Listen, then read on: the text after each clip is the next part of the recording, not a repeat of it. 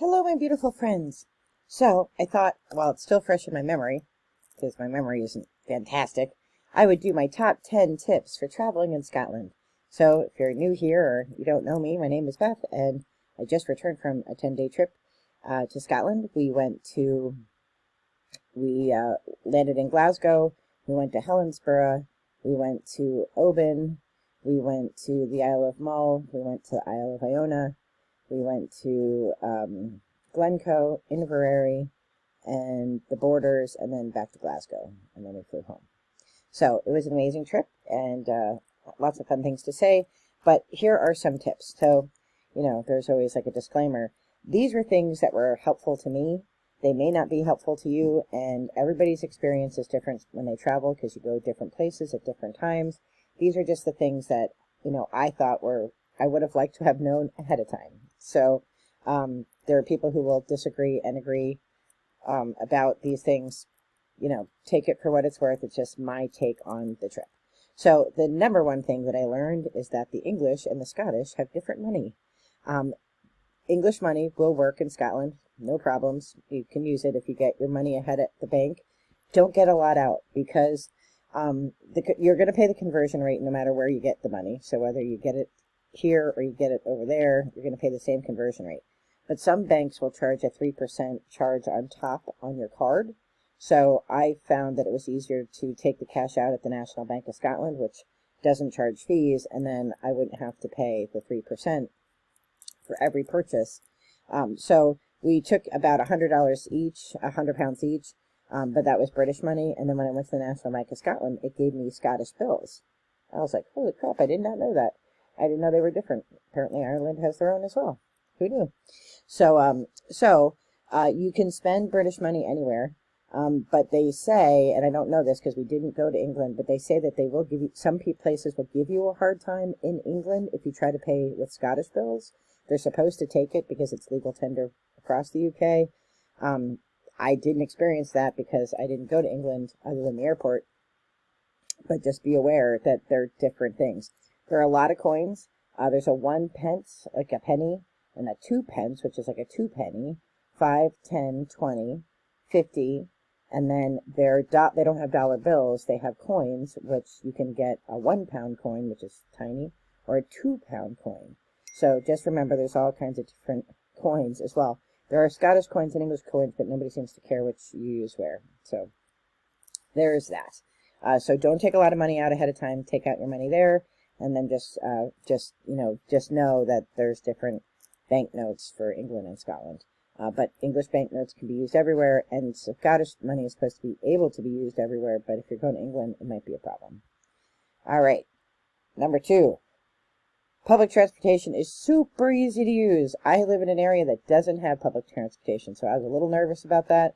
But honestly, they have ScotRail app. I definitely recommend that you download that. There's another app called Travel Line Scotland. I definitely recommend that you download that because that'll help you get different places. The buses, you can buy the tickets right on the bus, and then we had to use ferries because we were going to the Hebridean Islands. So that's Caledonia and McBrain, and you can buy them right at the thing. Sorry, it's a house full of distractions. So if you're going to the Hebridean Islands, there's only one operator of all the ferries, and that's Caledonia and McBrain. And so there might be other boats, but that's the big company, and you can get the tickets right there. So public transportation is so easy to use. Definitely recommend ScotRail app and definitely recommend Travel Line Scotland. Those are 2 really good free apps that you can get that help you get around. And we did a lot of traveling. We also hired a tour guide to do the borders. So we were in the Highlands and then we were in the Borders. And so we actually hired a tour company to take us through the borders that talked about our family history, my family history with the Armstrongs and the Border Reivers and the Douglas clan. So it's pretty awesome. Tip number 3. So this is an interesting one because there were no washcloths in Scotland. And I'm like, do these people not use washcloths? And I just thought that was the weirdest thing, right? So one place had them, and it's because the guy that worked there had lived in America for a year. So there were some, but we didn't see them until we left.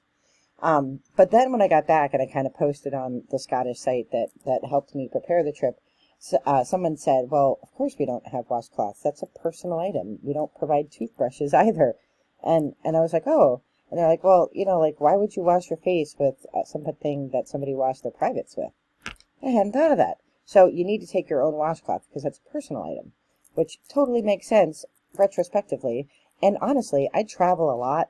I'm taking my own washcloth everywhere because what a good point that was. So take your own washcloth. If you, number 4, so this is our fun story. So if you are in the States and you live in a house, I live in a multi-level house, the floor that you walk in on is the first floor, and when you walk up steps, that's the second floor. You walk up more steps, that's the third floor, and then we have a basement, we have an attic. The UK has a ground floor, and then when you walk up the stairs, that's the first floor, and on, right? So we go to our first Airbnb, which was in Helensburgh. It's on the second floor, and there's going to be a lockbox there, so we go up one flight of stairs. There is a lockbox there. It looked like the person who used the lockbox last had a similar code to the code that we had been given. I hear dogs barking, and the code doesn't work, and I'm like, what the heck? Number one, why would there be dogs in our Airbnb? I love dogs, but why would they be in my Airbnb? And why isn't this code working? So I'm panicking because, like, I'm in another country. What am I going to do if I can't get into this Airbnb?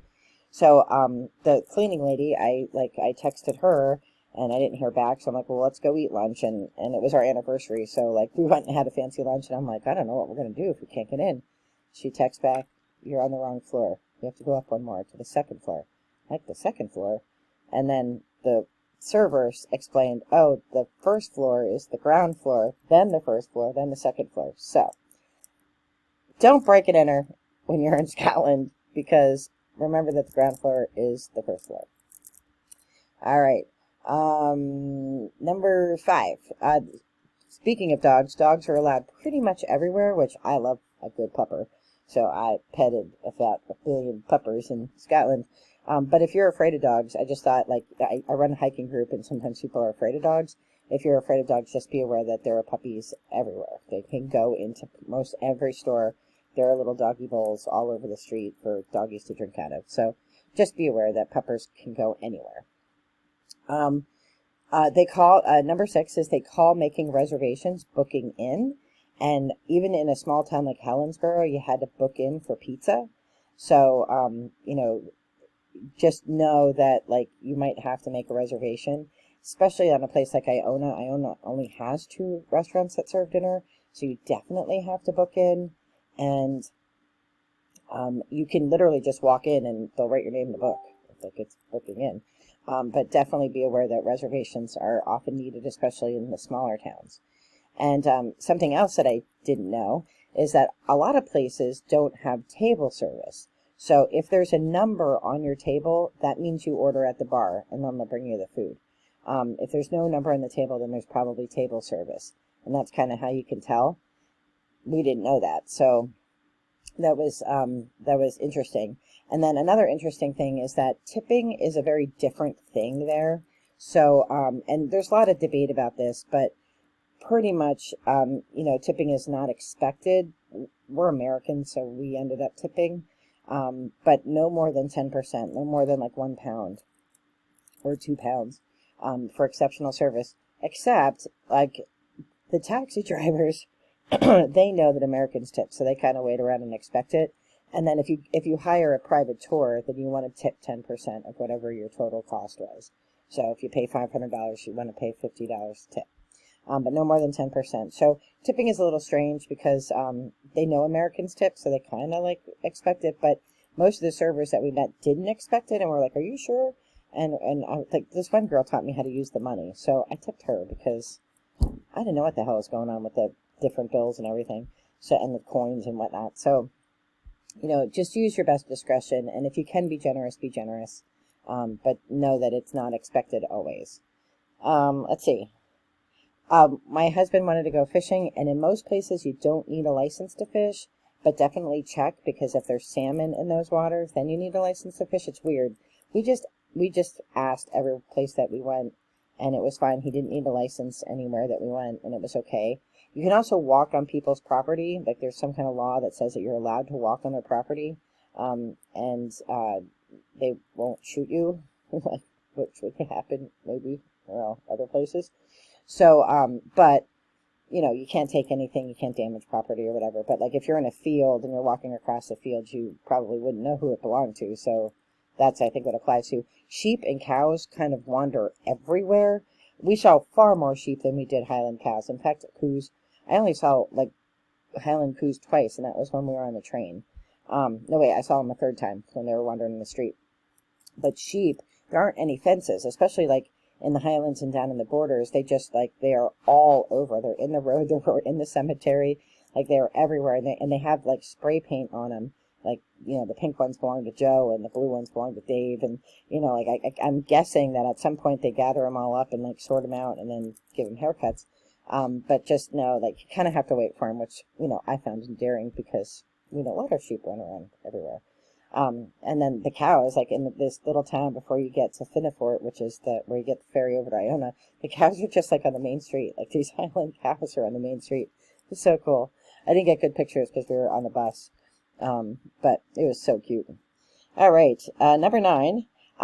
There are shopping bags everywhere, but, they have the environmental, like, they're far ahead with environmental concerns. Like really, like, when you go into, the hotel or you go into like the Airbnbs, like you need an adapter. If you're American, you need an adapter to plug in your electronic stuff, but their outlets have like on and off switches so that you can, conserve energy, which I thought was fantabulous, but I didn't realize that I had to turn the outlet on, at first. So there's a little button there that you press. The bathrooms also, the toilets have 2 buttons, and one button is for number 1 and the other button is for number 2. I had them backwards because I thought the bigger button was like the obvious button that you would press when you usually go number 1 more than you go number 2. But I had it backwards. Apparently, the small button is for number 1 and the big button is for number 2. But I thought that was interesting. Their showers don't have doors on them a lot of times, or they'll have like a half door. There are no shower curtains, but their showers are longer and their bathtubs are longer. So I don't know how they don't get water all over the place. Like, we tried our best, but we weren't all that successful. But they just have a lot of like in the hotels that we were in and in the Airbnbs that we were in, there were no like guest soaps or anything. It was all like pumps that they refilled. So environmental, so awesome that they had those measures. So just those kind of like little things that you don't necessarily notice. But there's much less waste, I think. And much less, plastics and things like that, which was totally awesome. And along those lines, not every place has bags. You can buy bags at like Aldi's and Asda and stuff like that, or you can buy a 10-cent bag, but they will often ask if you want a bag, like at the gift shops and stuff. So I bought like a little tartan bag from the Isle of Iona with the Iona tartan, and then I just used that as a grocery bag and a shopping bag so that I didn't. So I was going to get rid of those bags anyway when I had to pack to come home. So kind of along those lines, we did our shopping for whiskey at duty free, and that worked really, really well and ended up being a little bit cheaper than buying it and then paying the duty on it. So that I guess we wanted brands that were only made in Scotland, so there wasn't quite the selection. So and I didn't know how duty free worked because I've never done it before. I'm not a big drinker myself. But everybody back here wanted whiskey. So you can bring 3 bottles per person. We did not know that. We thought we could bring 3 bottles altogether. But you could have 3 bottles per person. That's what the customs agent told me in the States. So, and they wrap everything up for you in these bags with the receipt and everything. Nobody checked it because we weren't bringing in hordes and hordes of liquor, but it was really easy. And you just carry it through, or you carry it onto the plane, and then you carry it off and carry it through customs. When you come back through customs, they'll ask you, what was the purpose of your trip, which it's vacation, and then, do you have anything to claim? And I just said, well, I have whiskey, and he said, how much? I said, 3 bottles. He said, could have had 6. And I was like, damn it, I have to go back. But, so, that's, but you get a bag there. So, just know that you might want to have like a shoulder bag to put stuff in. All right. And then finally, everybody is so friendly. I made so many great friends. It was so much fun. Everybody's super friendly. Everybody's super helpful if you have a question.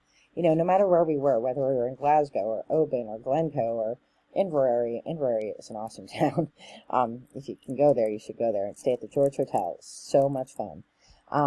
It was, everybody is really nice, and everybody seems to like Americans a lot.